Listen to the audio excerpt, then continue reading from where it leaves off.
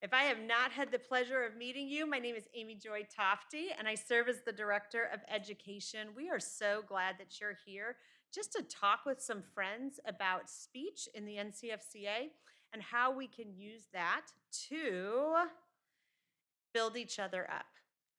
So, speech is a wonderfully wide range of activities. You can start speech with a 4-year-old and teach them how to stand up and narrate a story. There are lots of great ways that we can implement speech activities even in our home.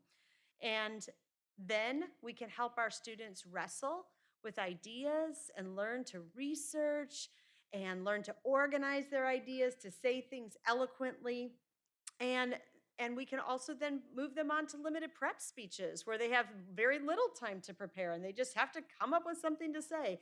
So I love speech, and I hope that you will enjoy our time here together. So I want to start with a question. How far would you go to save your child? So this is a picture of my family a few years ago. You might recognize some of the faces there. But I want you to focus in on the little blonde boy in the front. That's my son, Timothy. And Timothy was 3.5 years old when we made the decision to take my mother and father in law on their last trip backpacking in the mountains. And so we had lots of young children, and we had my mother and father in law, and they couldn't carry full packs. And so my husband and I put on our packs and we packed 5 miles into the mountain with the group. We left them there. We packed 5 miles back out to the car, and we brought another load in so that we could have this family vacation. And while we were there, we had a great time. Timothy was a trooper. He was 3.5 years old, and he is hiking up the sides of mountains. And everything was going splendidly until he got sick. And I mean, he got sick to the point where he could no longer even keep down a teaspoon of water. And you know that mom moment you hit when you're like, I'm super chill, I'm super chill. I am not chill anymore. And I realized that this had become a medical emergency, and we needed to get this child off the face of a mountain. And we had double pack loads in. And so my husband and I, we gathered up all of our materials. We started packing things up, and we tried to load as much as we could onto our packs. And I remember watching this and my husband loading this pack on, and he was so weighed down that he had to lean forward to balance the weight of the pack. What a picture of parenting, right? There are times where we are weary and heavy laden. But the part I will never forget is that what helped him to stand upright is that he was holding my son as he walked off the face of a mountain. And what a beautiful picture that is of what God does with us, right? So Isaiah 40:11 reminds us that he tends his flock like a shepherd. He gathers the lambs in his arms, and he carries them close to his heart. He gently leads those that have young. And we all fit that picture. We all have young, and we can trust that God is leading us and helping us to make decisions. But that idea of how far would you go to save your child doesn't just stop with your family. How far would you go to save that neighbor? How far would you go to save that community judge? And so today in our discussion, we're going to talk about a lot of things, but one of the ideas we're going to focus on is this idea of redeeming truth and what that looks like in speech. So I do want to point out, I have some helpers here with me today. So in the back, I have Mrs. Lisa Krug. She's our Region 6 Director. Right in front of her, I have Mrs. Melinda Speece, who is my partner on the Education Task Force and the Curriculum Writing Team. I have Mrs. Mead Vest. She is our Region 8 Director. Region 7 Director. And I have Mrs. Lori Crouch. She is here from the Speech Committee, and she's got some exciting updates to share with you. So we're going to have a little fun here today. And yes, you have to get up and move around because it's 4 o'clock in the afternoon. So if you would, I'm going to ask some questions, and then I'm going to ask you to stand up when the answer applies to you. So why did you come here today? All right, the first answer is help. I have no idea what I'm doing. Second answer, I need some fresh ideas. I'm weary and I need a pep rally. I want to connect with speech people. Updates. Just give me the updates. And my personal favorite, shh, I'm hiding from ballot distribution. All right, so how many of you are here because you need help in knowing what to do with speech? Any news? Great, okay, thank you for coming. How about friends who need new, fresh ideas? Excellent, okay. Anybody weary? Feel like you, yes, yes, all right, I'm glad you're here. Anybody just here because you love speech so much you just want to connect with other speech people? It's awesome.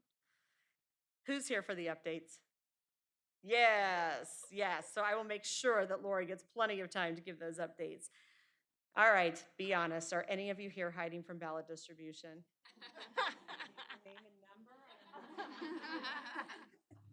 All right, well, we're glad you're here. All right, so the next step, we just want to know where you're at in your experience. So how many of you have been involved in speech for less than a year? Okay, 1 to 2 years? Great, 3 to 4? 5 to 6? Excellent. We have a wide range here. How about more than 6 years? Yes. All right. I'm glad you're here. You all know more than I do, so I'm going to just pick somebody at random to come up and lead the session. All right. If you had to compete in one speech event, which one would you choose? Only one. Okay. So for this, I'm actually going to ask you to stand up, grab your belongings, and go to a section of the room. Okay. So if you are, I would do a platform speech. That's what I would choose. I want you to head toward this side. If you said, I would compete in an interp speech, come right here in the middle. And if you would choose limited prep, go way down on that end of the room.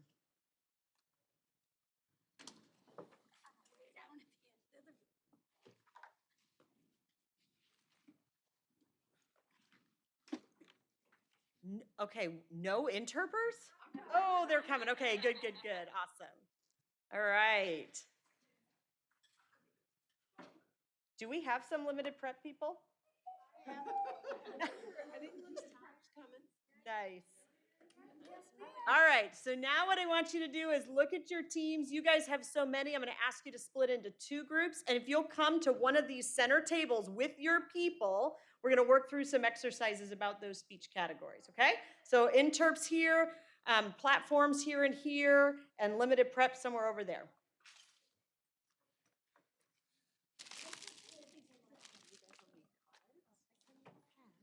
So we just divided into groups. So if you would compete in speech and you could only pick one speech category, would you choose interp, platform, or limited prep? You can go to 2 different places.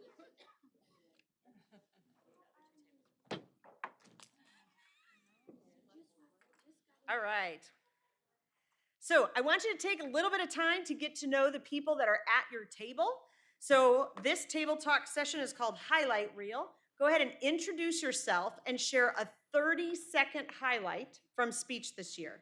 So that might be a lesson learned, it might be a student that you worked with or an obstacle that you overcame. So go ahead and share those 30-second highlights.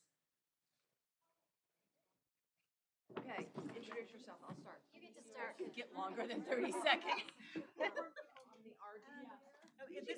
I'm sorry, this is limited prep. We're all doing, you could act it out, I guess. First, they told me because I was like.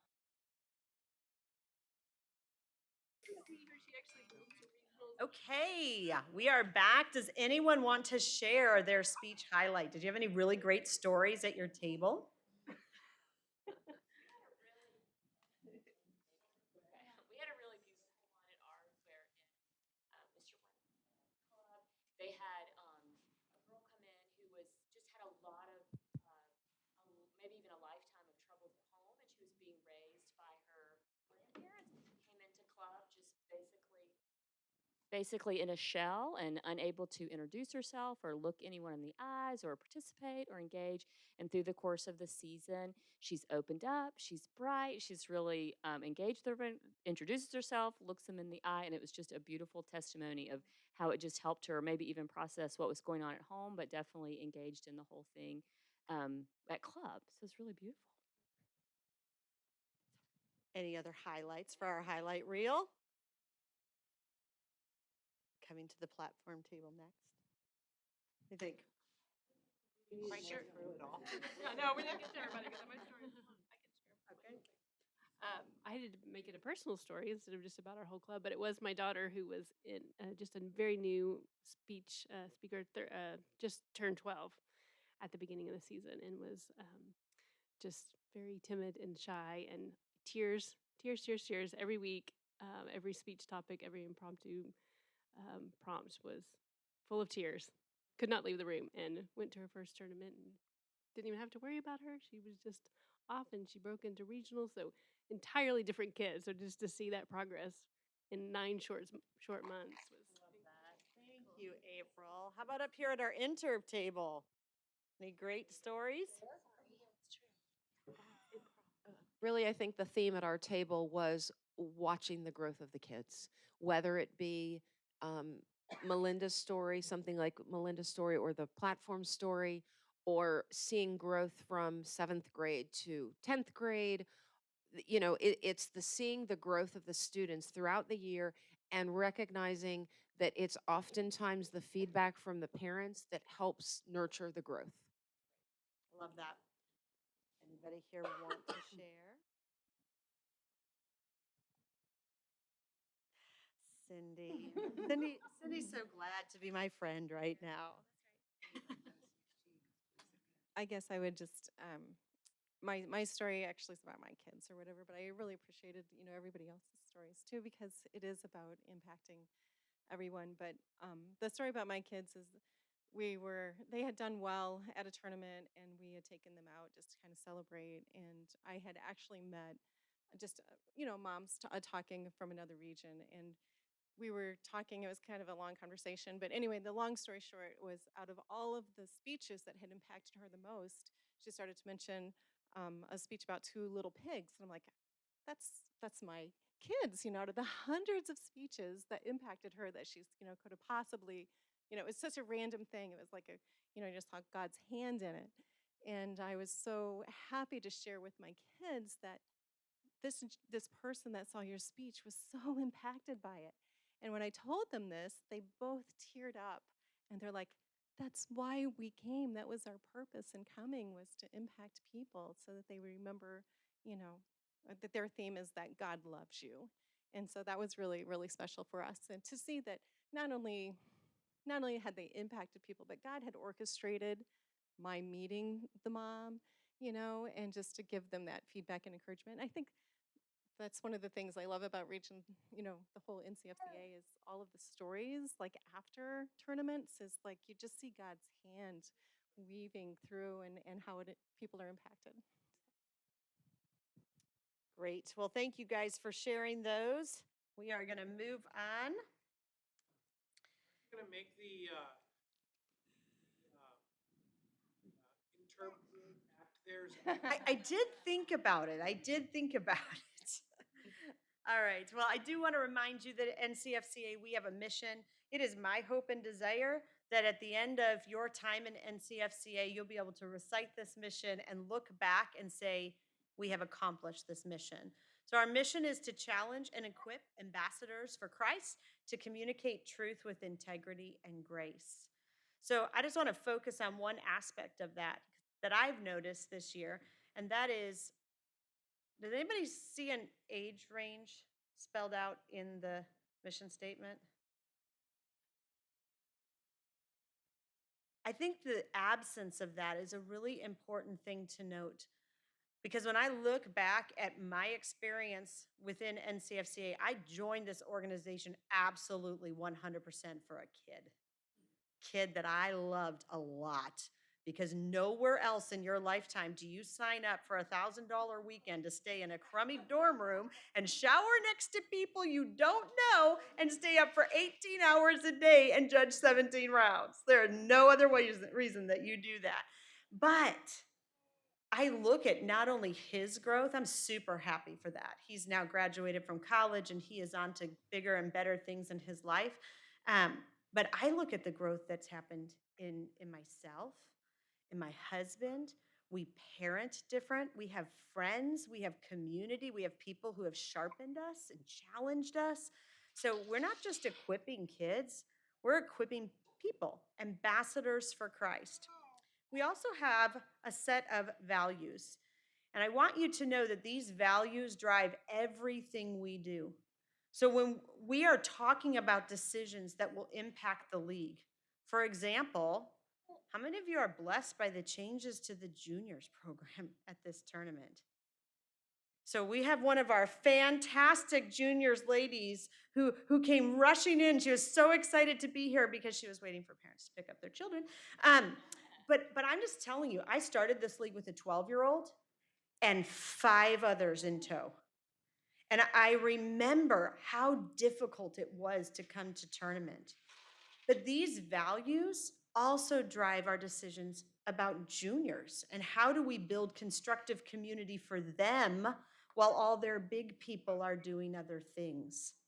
So these values are important. I hope you'll take some time to look at them and to see how they might influence your family and your club, and certainly they influence us in the league. So today we're going to focus in on one.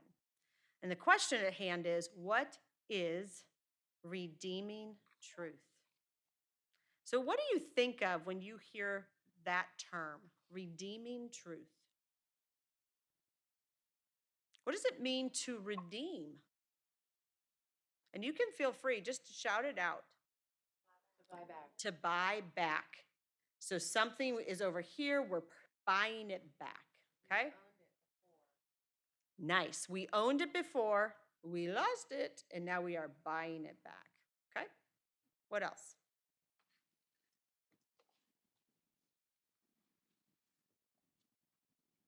Any other definitions or thoughts that come to mind with redeem? Rescue or save? Good. To rescue or to save. So going back to that story at the beginning, my husband rescued or saved our son by carrying him out of the mountains. Yep. Any other thoughts? Say that again. To proclaim. Good. So I did a little bit of research. Actually, I just Googled Merriam-Webster. And these were the definitions that Merriam-Webster listed out, 4 of them. To buy back, that was number 1. To free from distress or harm. To change for the better. Or to restore and repair. So let's take that thought now and apply it to our different types of speeches. And around our tables, we're going to have a discussion about what does redeeming truth look like in a platform speech? What does redeeming truth look like in an inter or in limited prep? And it might help you to think back to some of the speeches that you've seen and just ask yourself the question, what speech really changed me for the better? Okay, so take about 5 minutes to talk about that with your group. I'd love to hear about the speeches that impacted you. So just give me one of the speeches that you guys talked about. So I'm going to start with you all over here. Somebody? You have one? Great, Rosie. The first time you're hearing this. So I judged apologetics at regionals just this past spring, and I heard a speech that was so that just merely explained the concept. It clarified for me that to me the most important thing in an apologetic speech is that the kids thoroughly understand and can explain. Like a lot of them try to inspire, and that's great. I like inspiration, but like the core needed to be that fundamental. I understand this concept and can explain it. So that speech just made me go, oh, that's what apologetics as both a speech category and just a practice in the Christian life is for. And so I was, in a way, inspired to do that. So I really appreciated that one. Thank you, Rosie. Okay, I'm going to head back here. Did anybody share a great speech that impacted them? Oh, we didn't get to number 2. We did a number 1. Okay. Share what you got. All right, we talked too long over here. We didn't get to number 2, but we talked about number 1.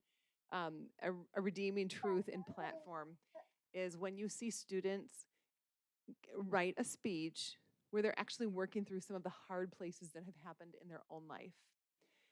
And it's certainly something that they need some shepherding on, because it's possible for students to do that for effect and manipulation, or and not even because they're doing it. Manipulation sounds bad, but like they need some coaching on that, right? But when they can testify to a difficult place in their life and how the Lord worked, not only are they sharing that with the room, but they are sitting in that truth for 9, 10, 11 months. And I shared an example of my daughter. She did a speech on growth mindset. That's why it was in my head. After walking through some difficult things in her life. And that same said daughter is now studying to be a biblical clinical counselor. And I know that the seeds of that came out of that 10 months of sitting in that speech. So that's impactful. Great. Okay, redeeming truth in interps. Want to share something?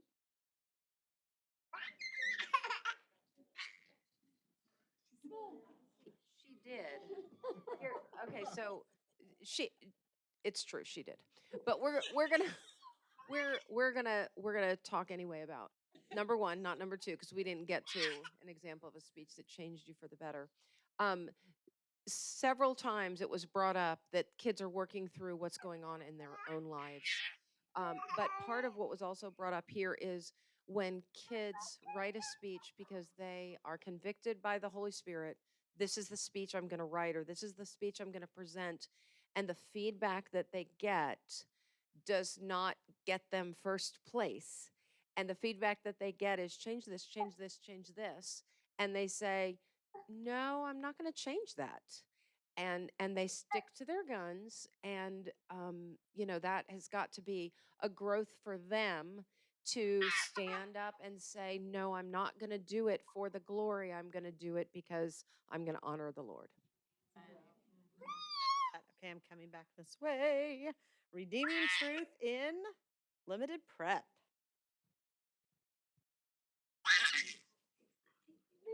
So Tammy shared about the idea that in the limited prep is a good place to send people who want to come and view and see and experience speech for the first time, because there they get to see the person, and the person comes through in the limited prep more so than all the prep does and all the rehearsed speech. And I thought that was a good example. We all appreciated that. And in order for that redeeming truth to come through in limited prep, there's been a whole lot of prep on the other side, right? Because what our kids store in their hearts is what's going to come out when there's very little preparation. Okay, we're going to move on to our next section, because certainly we want our kids to have these great, inspiring, redemptive speeches. But it's not always easy to find content for those speeches. That can be a real struggle. So let's talk for just a little bit about the problems and the pitfalls of finding content. And just to clarify, remember, if you signed up for a platform table, you all are going to talk about what are the problems and pitfalls of finding content for platform speeches. Your table will do interps, and back there will do limited prep, okay? So list out a bunch of those problems and pitfalls, and then what I want you to do as a group is rank them and come up with your top 2 to 3 that are the most significant problems that your students face in finding content. Okay, we'll give you about 5 minutes for that. Okay, we're going to start over here with the limited prep, because they have a great pitfall of finding content for limited prep. That's really What great, you've done. Beethoven, you. Okay, so we were talking about some of the pitfalls in limited prep, and there's a couple that are related, but one is using your family as fodder. So we were talking about, we've all had the experience of coming, being at a tournament and then someone coming up and you'd be like, oh, I just heard this great story about you during impromptu and your parenting skills. But we also talked about some other, maybe less humorous, is kids recycling stories. So in limited prep, you find that one great moving story, and every time you have an APAW or an impromptu, you tell that same story because it worked once, rather than being creative or stretching yourself. And we also talked about, I was supposed to say one, that sometimes the students don't use their awesome limited prep skills in real life. So when it's competition, they're on and ready, but then they're in a social situation or maybe an intimidating situation, and those same skills that they're not necessarily applying in the way they need to in real life, or apologetics we talked Just to add to that, there is a redeeming piece here, though, that I think is good. Sometimes our kids are caught in the reusing of stories by a judge, and they get it on a ballot, and it doesn't come from mom and dad. That, oh boy, maybe you need to come up with some new and fresh stories because I've heard these 3 times. That is redeeming and helpful in their growth, and it's a milestone in their growth in limited prep. Going back to the family as fodder, one year I had someone come up to me and said, "I'm so glad to hear you're older than dirt." I had another person relate that I was a mean parent because I kept our house at 60 degrees and told my kids to wear winter coats. So I definitely appreciate using family as fodder. It's a really great conversation to have with your kids. Whose story is it to tell? And are we using this for humor? And would that child or brother or sister or even parent laugh with you in that room? Or would they be hurt by that statement? So I think that's actually a great life skill for people to understand, because in our culture, humor trumps honor. But as Christian communicators, humor can never trump honor. And that's a great life skill for them to have. So, okay, I'm gonna come up to this table. What are some of your pitfalls that you came up with in finding content for interps? Sympathy can trump honor too. Like I overheard someone tell my daughter about your mother, and I'm like, "What'd you share about me?" They go, "You made me cry." I'm like, "What'd you share about me?" She's like, "The time we had to take you to the hospital." You know, sorry, but yeah, I'm like, "Don't share that again." Okay, anybody around the circle? Pitfalls for interns. What did we come up with? Anyone want to share? Otherwise, it'll be like the cam walking around, and I'll just stop at you. She looks dead. Oh my. Pitfalls. What are some of the hardships of Matching finding content? age-appropriate stuff. Yeah, matching age-appropriate stuff wherever your kid is. I mean, just talking off the top of my head, making sure it's not too difficult for them or too simple for them, challenging them right where they're at, helping them find the theme. And I guess one thing I noticed with my son this year is the theme he thought he was starting with, by the time he finished, his thesis was completely different. Like we found a more solid thread for him to go on. And so being flexible and encouraging him in that to deal with those pitfalls. I love that. Yes, I love that the speeches are becoming, even while our students are becoming, and giving them that space and that room. I remember the second year we did speech and debate. We went back for the first tournament of the year, and I walked away thinking, wow, these speeches are, because the last tournament I had been at was regionals. Right? Those first speeches, they don't start out in the showcase of excellence. They start out in the, wow, this is wet cement that needs to be shaped. That's why we are here. That's what we're asking our students to do. Okay, pitfalls in finding content for platform. You have been voluntold. Oh, so I'm just supposed to pick one? Tell them all. Okay, so we said that in an effort to be impactful, sometimes students can become obnoxious or inappropriate. Sometimes they choose content and impacts that are above their maturity level, that they're really not ready to explain or explore. Sometimes they might lack authenticity because they're trying to copy older students.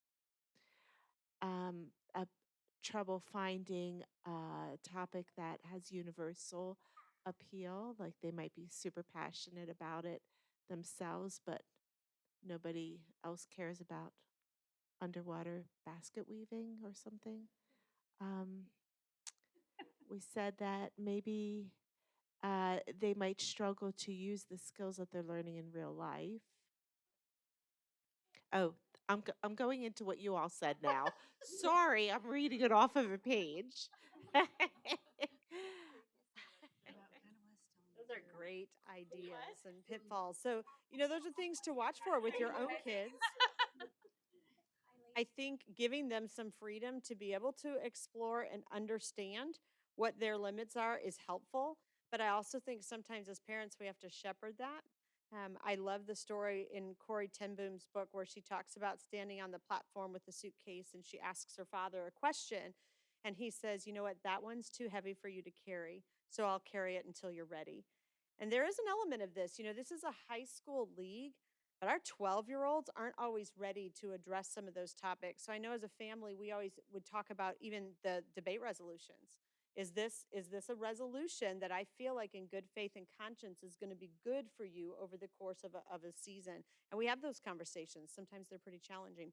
Okay, any other pitfalls and problems that you guys came up with about platform?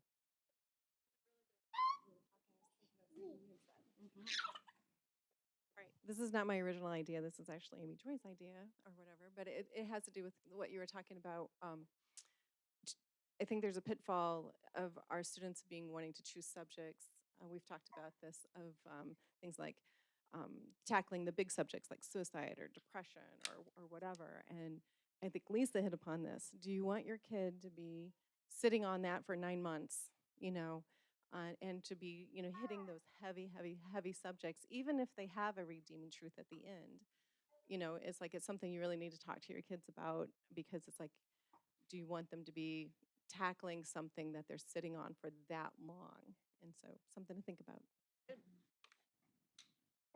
And sometimes, unfortunately, life catapults them into those topics, right? So having the wisdom to know when they do need to go there because they do need to make sense of this broken world that we live in. And that's where a whole lot of prayer comes in.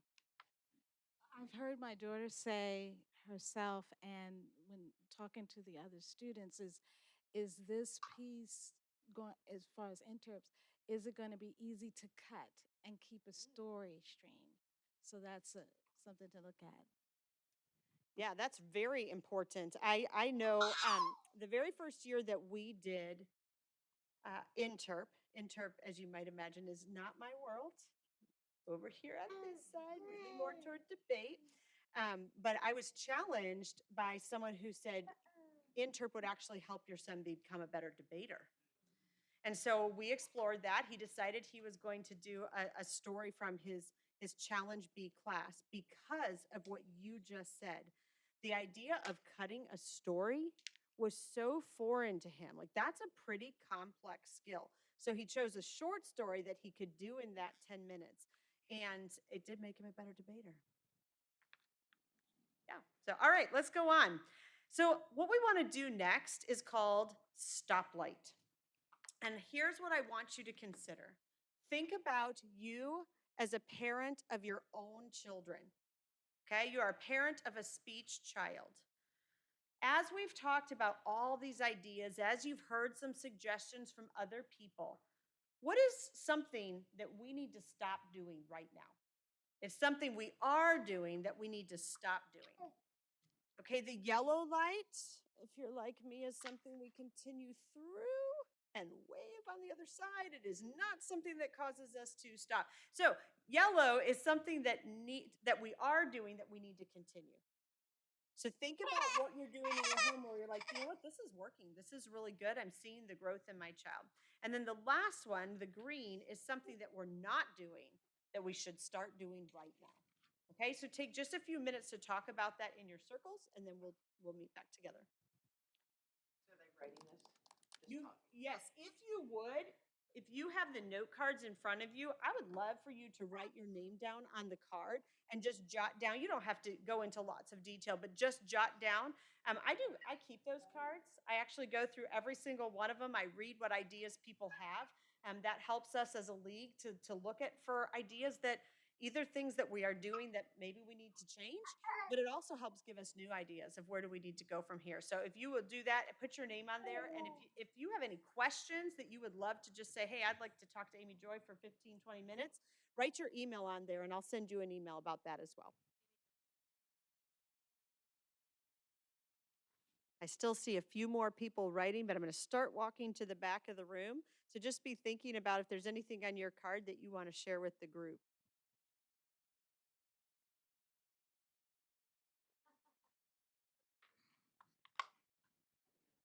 Okay, our limited prep group. What do we need to stop doing?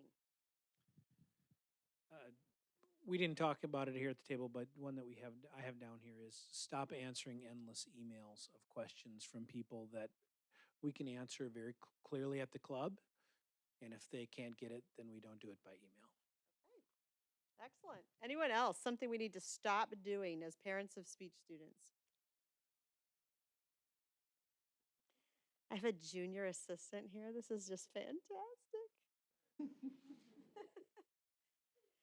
All right. Does anyone have something that we are doing that you think we should continue doing?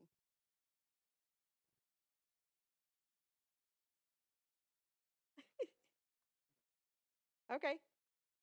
No? Okay. And anything you would say, hey, we really should start doing this? I'm going to move on.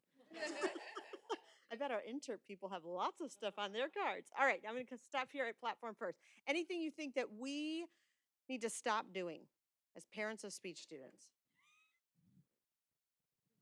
So I will preface this by saying my dad was in the Navy for 25 years, and I would say I have inherited, unfortunately, a bit of a critical spirit from him.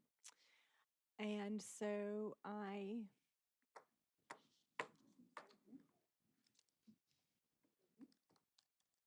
don't always acknowledge that my daughter's efforts are good enough. So our club leader has helped me, and we have a code word. It's pickles. And when I am in that mode, she'll say to me, pickles. And I know I need to stop. Yes. Thank you for being willing to share that. That's awesome.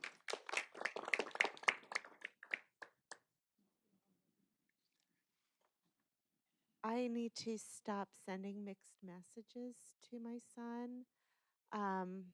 In one breath, I'll tell him our goal isn't to win.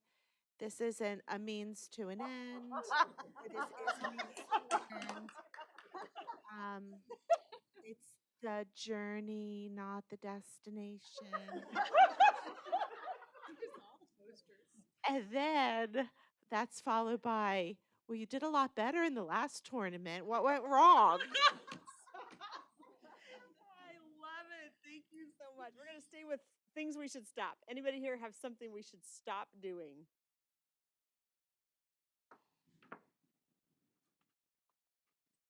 Our intern folks, anybody? You got one? Great. Comparing. Oh. Yes, I love that. We need to stop comparing. It's great. All right, our folks over here, anything we should stop doing? He wrote. Well, I don't like it, but I like it. I wrote micromanaging.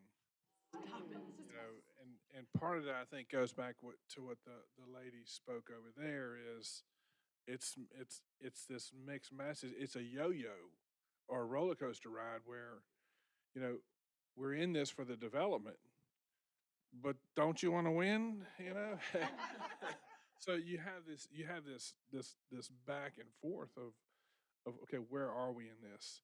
And it is truly to develop ambassadors for Christ.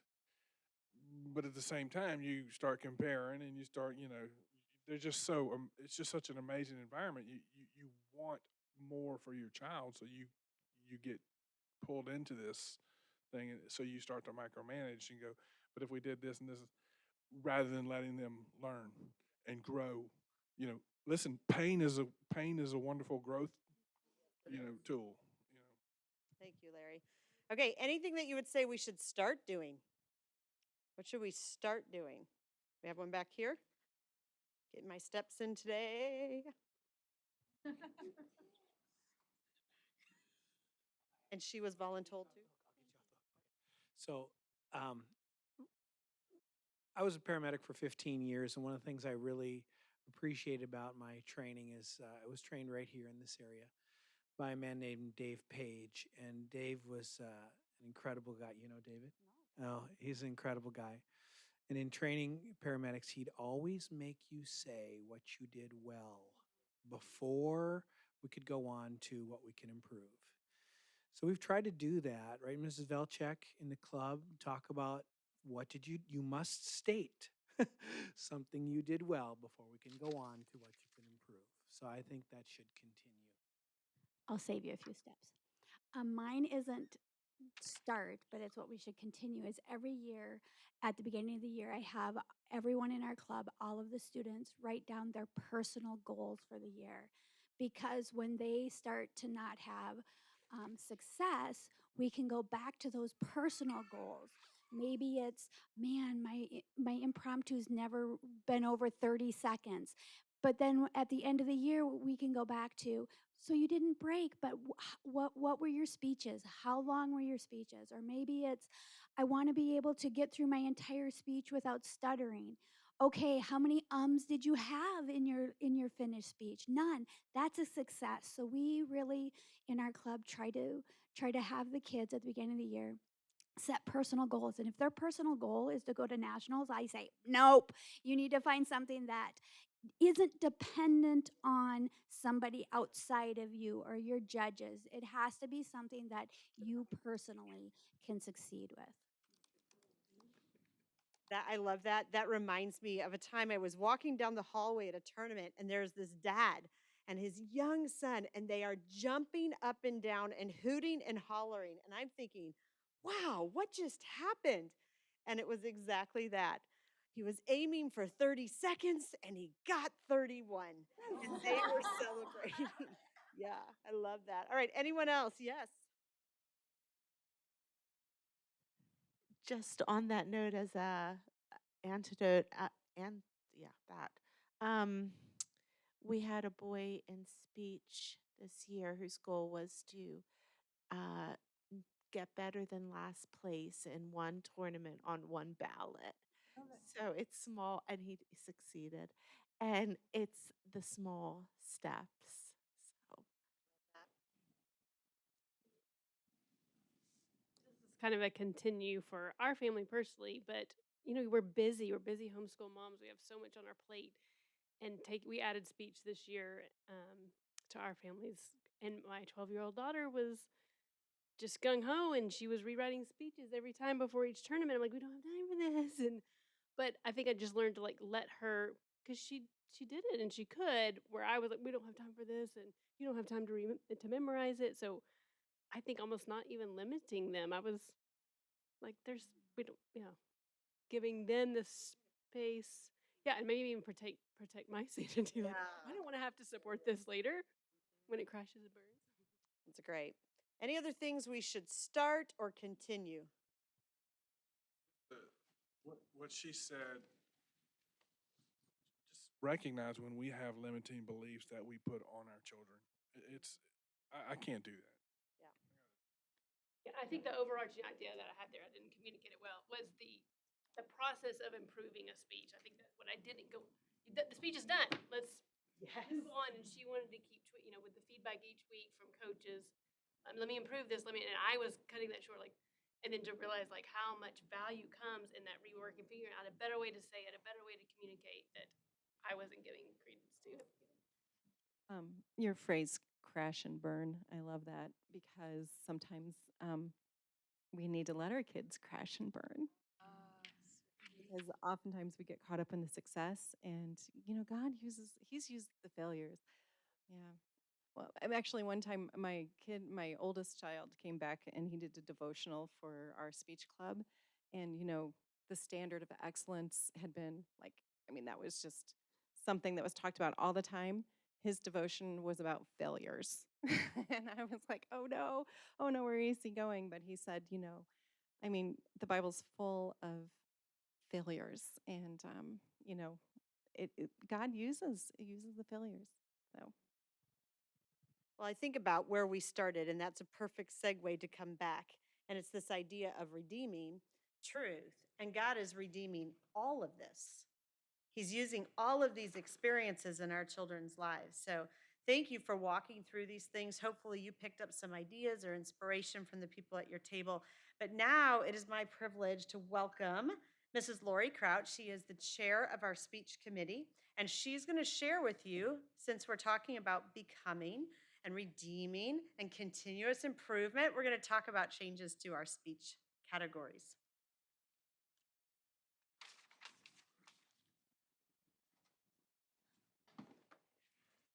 Good afternoon, almost good evening. It's been a great day. Some of you may have been here for the speech roundtable this morning. Some of you may have been here for the club coffee this afternoon. Both of those were great times. If you were at neither of those, then what I have to share will really be brand new for you. So I'm here on behalf of the speech committee, and I'm excited to be able to share some of the changes that will happen for the 2023 season with our speech events and our rules. Before I get started, I want you to know that we made the decision that all 10 of the current events will still offer those. They'll still have the same names. However, 3 of our speech events have undergone significant rule changes, and that's what I want to share with you today. However, before we do that, I also would like to take you on just a very short journey to understand the cycle that a speech event or just speech rules go through during the course of the year, specifically with the speech committee. So you get here to nationals and you're waiting to hear what's new. How did that happen? How, during the course of the year, what took place for you to hear this announcement today? So we'll just do that briefly. And it starts with introducing. So each season, NCFCA introduces new speech events and or new speech rules. Throughout the course of the year, we receive a lot of input about those events, and that input comes from you. Primarily, we get input through the speech committee email, and if you're not familiar with that, that's speechcommittee@ncfca.org, and I will put that address up for you at the end of the presentation. If you've never written a letter to the speech committee, we would love to hear from you. We do answer rule questions throughout the course of the year, but we also receive a lot of fantastic emails that give us helpful suggestions, or people point out things that they see that are problematic. And we really value that input, and it helps inform what we're doing throughout the year. Additionally, speech committee also sets goals for each of the specific speech events. And those goals are based on our mission and on our values. Then we get to the process in the year, which is usually once the tournament season is going, where we begin discussing the input that we received, researching the events, and then also comparing that to the goals that we've set for those specific events.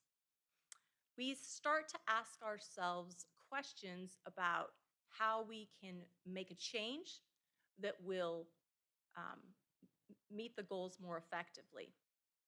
Sometimes we ask questions like what rules need more clarity. Perhaps there is a rule that we just need to get rid of. It's not necessary. Sometimes there is a rule that we don't currently have that's needed.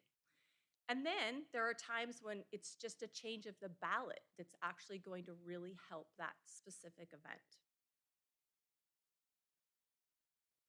After we've examined the solutions, then we get to the point of actually drafting new events or new rules, and we're always seeking more input. Finally, we propose new rules and events, and upon approval, a new event or new rules are introduced, which brings us here at the 2022 National Championship with an announcement of significant changes to 3 speech events, beginning with after dinner speaking.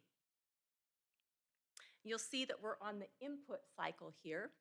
The input that we received this year regarding after dinner speaking the main thing that people told us was that the speeches didn't seem to have humor as central. That doesn't mean that every one of them was that way, but it was actually a noticeable problem that people expressed to us. We compared the input that we received with some of our primary goals for after dinner speaking, which are learning to use humor effectively, both in writing and delivery, understanding how to convey an inspirational theme in the midst of a lighthearted and entertaining speech, and finally, developing rapport with your audience. We asked ourselves, why was it that some after dinner speeches were entertaining? Humor was central, but the speaker was still able to convey an inspirational theme. And then some of the after dinner speeches were not as funny.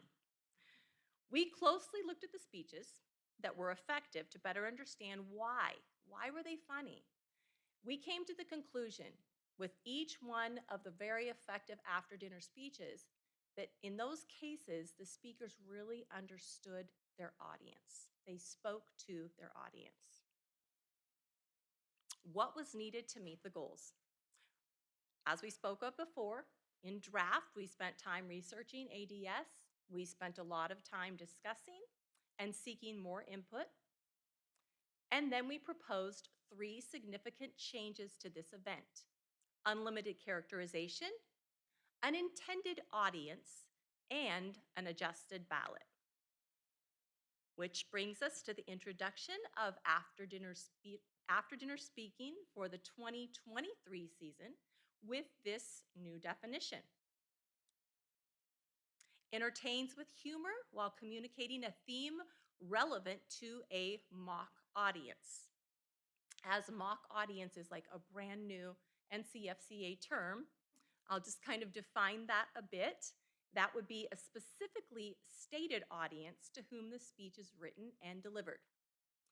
Some of you coaches in here may be already thinking about, okay, how could we do this? What kind of mock audience? What does mock audience mean?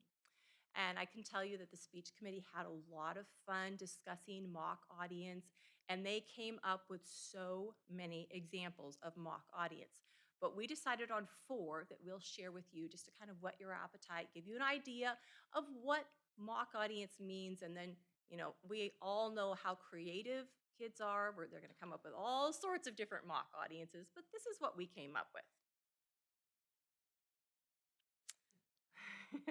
A competitor could choose a mock audience of superheroes and discuss the importance of a low-carb diet. Or perhaps a retirement party where the after-dinner speaker discusses the positive aspects of change. A competitor may address a group of literary characters on the qualities needed to stand out on a page. Or the mock audience could even be a group of zoo animals who are being addressed on the subject of human rights. We hope you're as excited as we are about the changes to after dinner speaking for 2023. And I'm just going to pause here before I go into the other 2 announcements and see if anyone has any questions about this specific change. Yes? Examples. Absolutely. We're saying the kids have kind of, within decent limits, of course, because children are children. But they can come up with their own mock audience. Correct. They got to introduce it within the first part of their speech. And okay. Yes. And kids are going to come up with creative ways to do that too. I will say that this summer, one of the intensive workshops will be about after dinner speaking, and during that will be a great one to attend because there will be a lot of ideas. There will be extensive information about the rules and how to stay within the rules as far as this goes. And by that time as well, our speech rules will be published. In fact, you should be seeing those soon. We're way ahead of the game. The speech rules should be published soon. And I'm a speech coach also, so I love it when the rules are published quickly, especially if there are changes. So the goal is for those to be out within the next couple of weeks. All right, let's go ahead and move on to the next speech event that has significant rule changes for 2023, and that is biblical presentation. The input we received this year regarding biblical presentation, and really this is not just this year only, in the last couple of years we've received this input, that the rules were restricting when it came to finding scripture passages. When there are only 2 passages allowed, and we have a limited number of words allowed in the narrative sections, and we still want to maintain that because we want scripture to be primary in this speech. That's why there's a limit in the narrative section. However, with only allowing 2 selections of scripture, the dilemma is you either, if you want to choose a small section, you have to couple it with a very long section. And we discovered that it was leaving out a lot of great passages of scripture, specifically in the New Testament. Jesus tells a lot of parables that many times are only like 3 or 4 verses long. And if you wanted to use one of those, then you're going to have to put it with something that's very lengthy in order to stay within the rules. So we heard that feedback, and we realized that maybe we needed a little more flexibility there.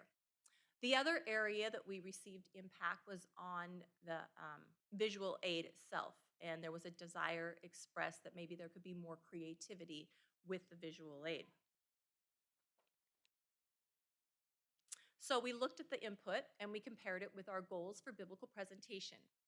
Some of those goals are scripture memorization, study and interpretation of scripture passages, learning to use a visual aid to enhance the speech, and delivery skills that are apparent with interpretation speeches. For example, developing realistic characters, creating a scene in the mind of the audience, choosing selections that point to a common theme or impact, etc. We realized that our speech goals could still be met. In fact, probably met even better if we were to adjust the rules to provide for more flexibility and creativity.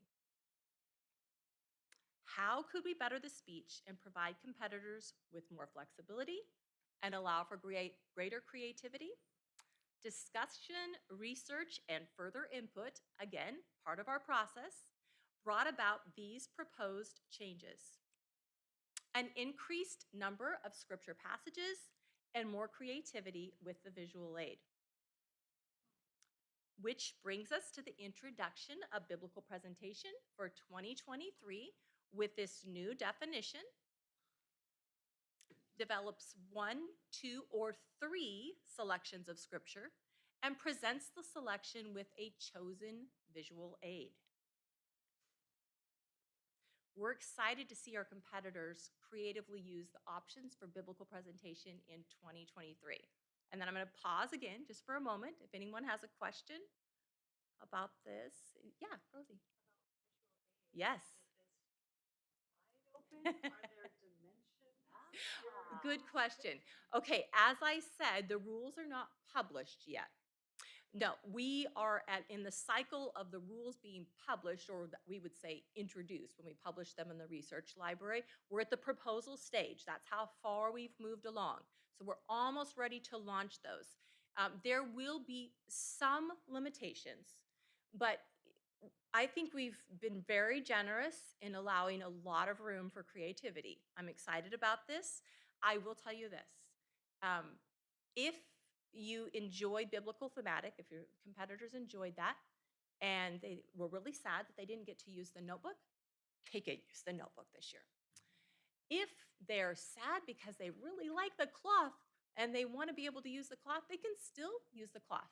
And it can have fringes on it or a design on it. So we've really tried to pull back some of the restriction. We want kids to be creative. Most of the limiting factors with the visual aid have more to do with safety and messiness at a tournament and things like that. So, I mean, we're not going to allow fire or weapons or things like that. In fact, you guys will probably get a kick out of this when the rules come out. I'll just tell you, you'll have a little deja vu moment where you look at it and you're like, illustrated oratory. So, all right. Any other questions? Okay, yes, Lisa. Limit on the number of visual aids. Okay, that's a good question. So if you've ever taken, and I'm sure you all have done this, you've looked at the definitions for speech events. For example, persuasive speech. The definition says that the speech should be persuasive. We all know that not all persuasive speeches are persuasive. That gets reflected on the ballot. It's not a rule violation if the speech isn't persuasive. In the case of biblical presentation, the goal here is what we have in the definition. So it's really, we're thinking one visual aid. You'll see in the rules that if a kid brings in more than one, but they fit the parameters that you'll see in the rules, they're not going to be going to compliance for that. You know, it's not going to be a rule violation. It'll be more apparent in the rules. I don't want to give everything away. Just wait. Those will be coming out soon in the resource library. Okay, let's move. Oh, one more? Yeah. When do they come out in the resource library? When do they? I'm not going to give an exact date, but you should expect them within the next couple of weeks, which is a lot earlier. Yay! Notified that it's there? That is a good question. I'm seeing yes, so I'm happy to announce yes. All right. The third event that underwent some significant change this year is open interpretation. This, for the past 3 tournament seasons, we've had a lot of input, and we can recognize ourselves by our goals that the open interpretation event coupled with the original interpretation, because that's really what open interpretation has been for the last couple of years. It's problematic. The 2 events really are not, the goals are not the same for someone that writes an original interp and someone that cuts a piece of existing literature. Competitively, that's a problem as well. So for the last several years, we've struggled to try to adjust the rules to create the most even playing field that we can while still incorporating 2 really different events into one. So for the 2023 season, original interpretation will not be in open interpretation. However, that event is not going away. We are on the input cycle, as you can see here. So we're at the stage with the original interpretation where we're seeking a lot of input from you. If you haven't written to the speech committee, you should do that. If you have ideas, we're doing a lot of research and discussing, and we want to create an exciting and creative event for people that really want to shine in that original interpretation category. So you can look forward to seeing that event coming in 2024. Any questions about that? Okay, great. I just have to flash up the speech committee. We love to get emails. So if you have not written to us, please do. Thank you. I have a question back here. Yes. Just clarify, what I heard you say is that original will no longer be allowed in open. Is that For this, yes, for this year, there will not be original in open. That's correct. Well, I'm so glad you guys are able to come this afternoon. I know we're getting hungry for dinner, so I want to let you go. But I do want to tell you just about a couple of exciting things that are coming up in education.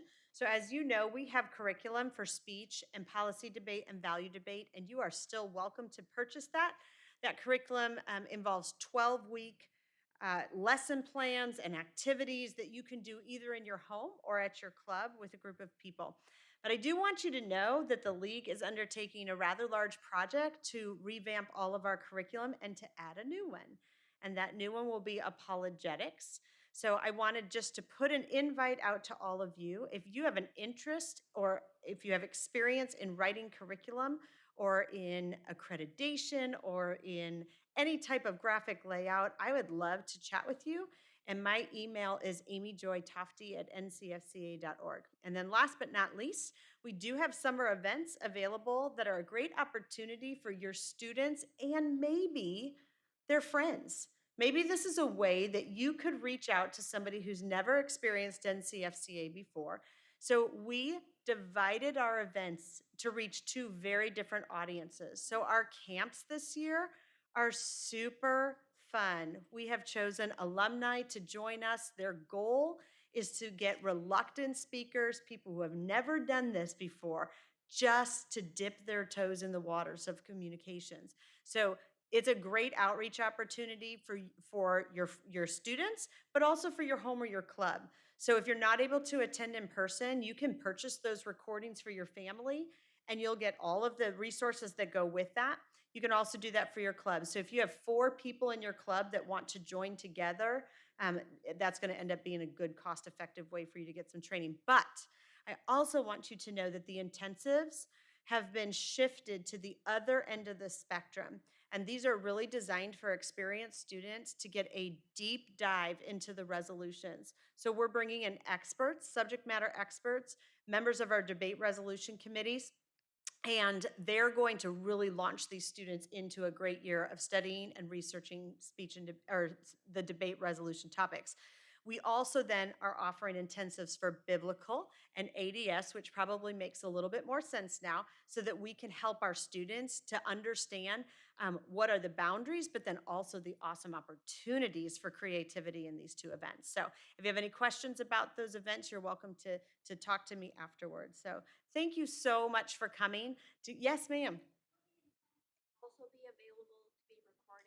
They absolutely will. Same situation. If you want to purchase those for your family, you can purchase one package and it's for all of your family members, or you can buy a club recording package, which will be for all of the members of your club.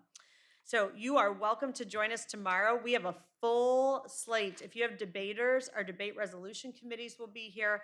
We have policy debate 2 sessions tomorrow, and I'm just giving you a sneak peek. We have new apologetics topics for next year. So if you want to see what those are and how they compare to what we have this year, you will want to make sure to come to that session tomorrow. Have a great evening, and we'll see you back tomorrow.